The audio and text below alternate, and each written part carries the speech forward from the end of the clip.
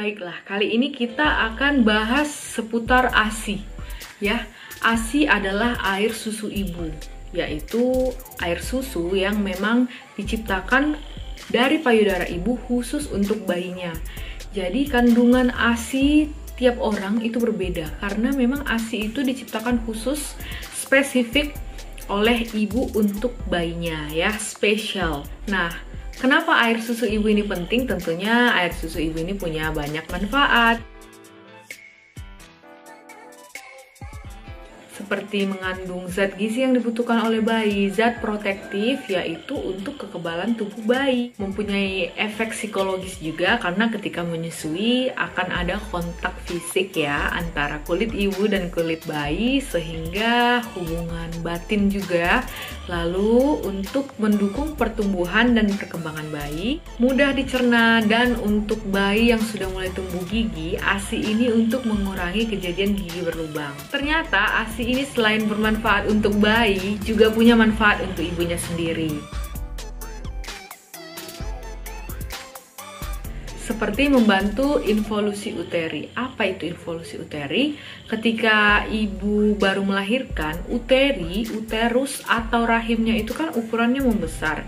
Nah, untuk mengecilnya atau pengecilannya disebut involusi, kembali ke ukuran semula itu terjadi secara perlahan-lahan. Ketika ibu menyusui bayinya secara aktif, yaitu direct ya, langsung, bukan dengan pompa, direct breastfeeding ini membantu uterus itu mengecil. Selain itu, juga mengurangi angka perdarahan setelah bersalin.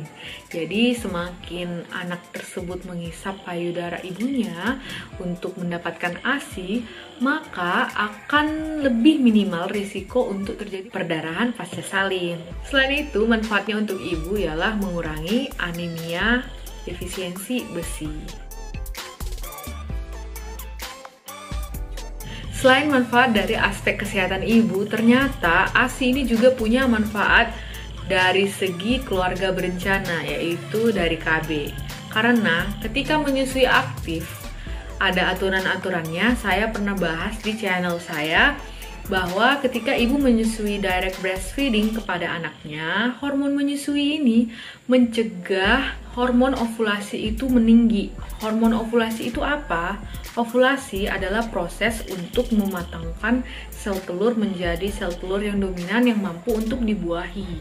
Ketika ini ditekan, maka risiko untuk kehamilan kembali itu juga ditekan. Sehingga ketika menyusui aktif, hormon menyusui itu malah jadi protektor ya buat ibunya, jadi menjarangkan kehamilan. Nah, tentunya pasti ada aspek psikologisnya kan. Aspek psikologis menyusui langsung kepada bayi itu meningkatkan hubungan batin ya, saling mencurahkan rasa kasih sayang. Karena umumnya ibu itu bangga ya bisa menyusui bayinya secara langsung. Ya, walaupun memang ada beberapa kasus ibu yang bekerja itu harus memompa, ada kalanya memompa, tapi sebenarnya tetap diusahakan ketika selesai bekerja itu direct breastfeeding untuk anaknya. Nah, aspek ekonomisnya ya tentu saja ASI ini kan lebih murah dari susu formula. Selain memang bentuknya sendiri pun susu formula kan dibentuk dari sapi ya. Jadi pasti ada perbedaan antara susu formula dengan ASI. Karena memang ASI yang dihasilkan oleh ibu itu kan tercipta khusus untuk bayinya sebenarnya. Kalau ada manfaatnya, apakah ada kerugiannya? Beberapa orang bertanya seperti itu. Tentu saja ada kerugiannya ketika tidak minum ASI. Karena apa? Karena susu formula itu tidak sama dengan ASI.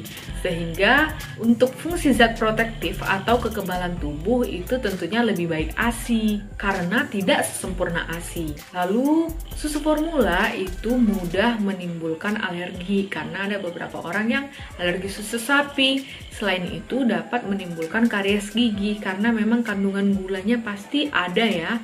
Gula tambahan mudah menyebabkan letak gigi yang kurang tepat ya, kurang baik karena kan mendodot itu ya atau mengemut itu beda ya strukturnya dengan menghisap di payudara. Kurang menimbulkan hubungan erat juga antara ibu dan bayi, merepotkan kadang karena kan harus punya waktu khusus untuk mensterilkan botolnya, lalu membuat susunya, dan tentunya dari segi ekonomis pasti lebih mahal ya susu formula. Belakangan ini juga susu formula kan semakin mahal.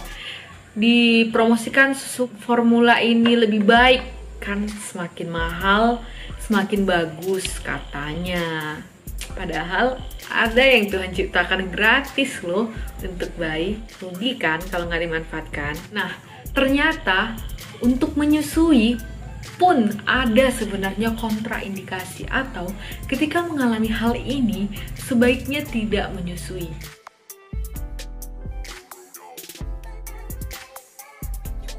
Yaitu keadaan galaktosemia. Galaktosemia ini adalah suatu keadaan penyakit di ibunya. Selain itu, ketika ibunya mengalami kanker payudara, ini tidak disarankan untuk menyusui bayinya. Ibu sedang mengalami radioterapi mame ya, atau di payudara, sama aja ya. Biasanya karena ibunya mengalami kanker payudara atau keganasan payudara sehingga mendapatkan radioterapi spesifik di payudara. Atau ketika ibunya menggunakan obat-obat golongan psikotropika. Karena obat-obat ini ditemukan ada zatnya itu disekresikan di air susu. Nah, pada kasus HIV dan AIDS sebenarnya memang ada panduan khususnya ya. Jadi lebih baik ibu itu konseling ya, konseling khusus dengan dokter. Itu dia tadi manfaat dan kerugian seputar menyusui. Silahkan mampir ke channel saya. Kelak saya akan membahas hal-hal yang berhubungan spesifik dengan menyusui, seperti bagaimana langkah-langkah menyusui yang tepat, bagaimana agar ASI banyak, kenapa ASI itu tidak langsung banyak ketika telah melahirkan. Nah, menarik kan? Makanya jangan lupa subscribe dan nyalakan lonceng. Bagikan ke semua orang, terutama bagi mereka yang membutuhkan. See you on the next videos. Bye-bye!